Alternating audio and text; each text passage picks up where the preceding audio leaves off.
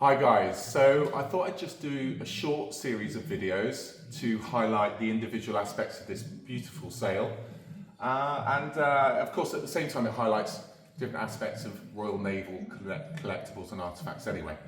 We're starting with one of my favourite types of artefact that we can get from the ships, and that's the ship's tread plate. Now, there's 99% of the time there's only 2 tread plates on the ship. The very, very largest ships had about 4.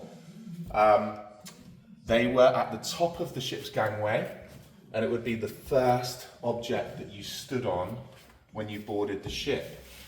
So what you're looking at here, and you're looking at the history of the World War I and World War II Royal Navy, and can you just imagine the people that stood on this, and what they saw? What if these objects could speak?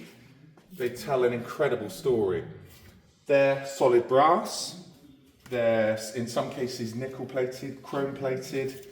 You'll notice that some of them have red and green. Obviously, the red are the port side tread plates, and the green being the starboard.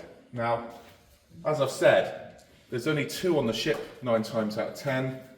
And Tom Ferrers Walker, who collected all these items, he only ever salvaged 1. He didn't need to, didn't want to.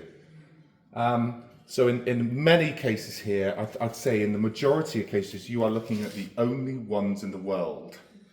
Now, if I had to pick 2 as my highlight, I would say HMS Norfolk's tread plate is probably my favourite because of her role in the sinking of the Bismarck.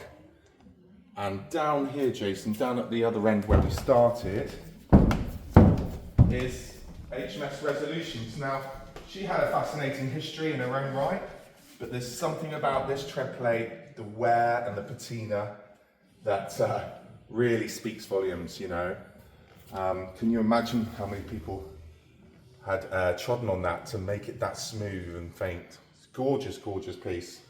So, why do I love tread plates? Well, I think the really lovely thing about them is that you can actually keep them on the floor. You don't need to put them on the wall.